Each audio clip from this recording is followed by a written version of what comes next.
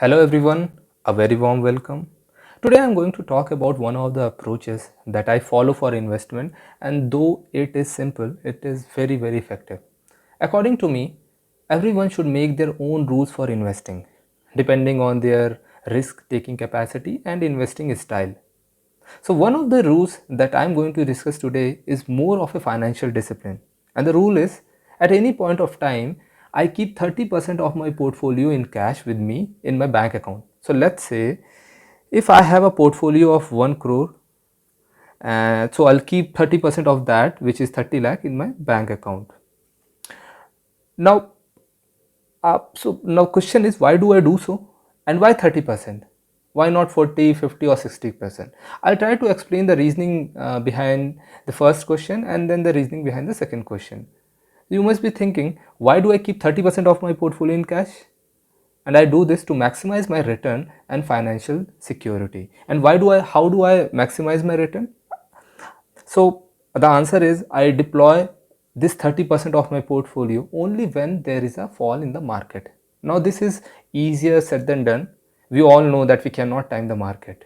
We don't know when the market will fall and by how much. But we all know that there will be corrections time to time, and this is what I take advantage of. And the rule is like this: if market falls 10% from its high, I take out 5% of my portfolio, which is 5 lakh, and invest that in the market. So let's say market is making a new high every day, and then there is a fall of 1%. Will I do anything? No. I'll wait for the market to fall more. So now let's say the market has fallen 10% from its high. At this point, it's not necessary that market has to fall exactly 10%. If market falls somewhere around 10%, I'll invest 5% of my reserve amount in the market, and now my portfolio is of 1 crore plus 5 lakh.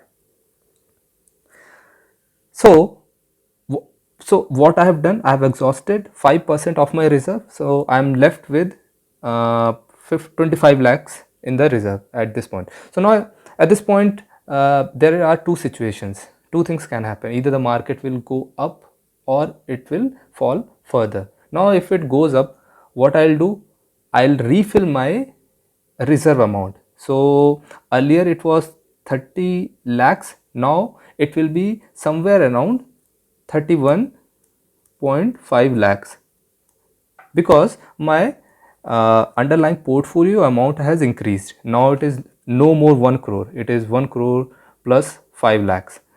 So similarly my reserve amount will also go up. Now assume that if instead of going up, market falls further, and it falls further 10%, what will happen? I'll invest uh, 10% of my portfolio. So now 5% is already exhausted. I'll take out 10 more lakhs out of it and I'll invest that in the market. So now 15 lakhs out of 30 lakhs have already been invested. So now I'm left with only 15 lakhs. At this point, the market has already fallen 20% of the from the top, and it's not very often. 20% market correction is quite good correction. You won't see this very often. Now at this point, again two things can happen: either it will go up or the market will go down. If market goes up, you know what you have to do. What I do is I refill my the reserve amount, and now this time reserve amount will not be 31.5 lakh, because now my portfolio is of 1 crore plus 5 lakhs plus 10 lakhs. So now since my portfolio baseline portfolio amount has gone up, my reserve amount will also go up. It will be more than 31.5 lakh. Now there could be other situation also, that market falls further by 10 more percent. Now when I'm saying 10%, 10% is just a baseline number. It needs not to be exactly 10%. So let's say it falls 10 more percent. Now the market correction is of 30% from the high. So what I'll do, I'll take out the rest of my money, which is 15 lakh, which is 15% of the original reserve, and I'll invest that in the market.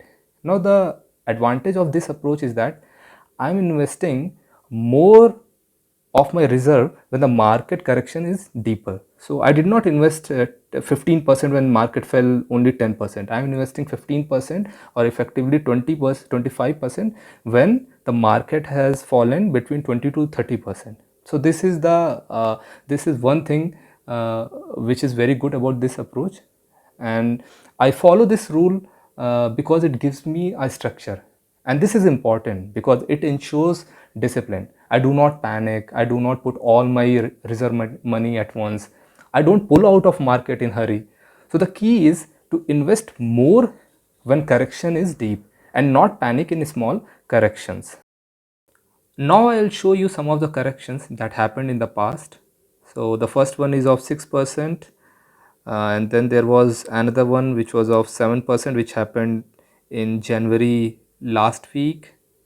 And then there is another one which is of 8%, which happened in 2020.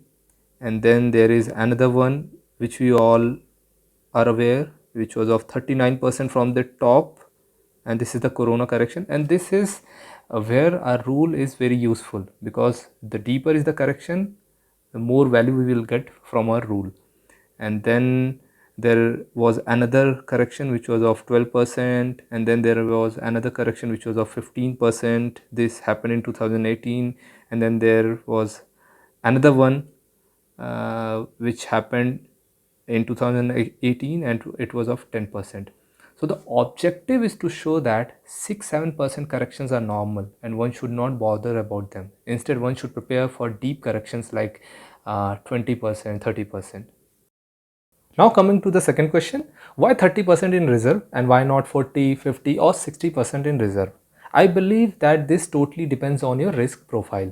एक time था जब मैं equity में fully invested रहता था, लेकिन after few trials and errors I found out that 30% in reserve is optimal for me. आप भी अपने रिस्क प्रोफाइल के अकॉर्डिंग रिजर्व परसेंटेज डिसाइड कर सकते हैं. So the point that I want to convey is that try not to be fully invested in equity and don't panic in corrections. Instead हमें patiently wait करना चाहिए ऐसे corrections का, and एक structured way में एंट्री लेनी चाहिए इन market. ऐसा नहीं होना चाहिए कि 5% के फॉल में सारा रिजर्व सेविंग लगा दिया.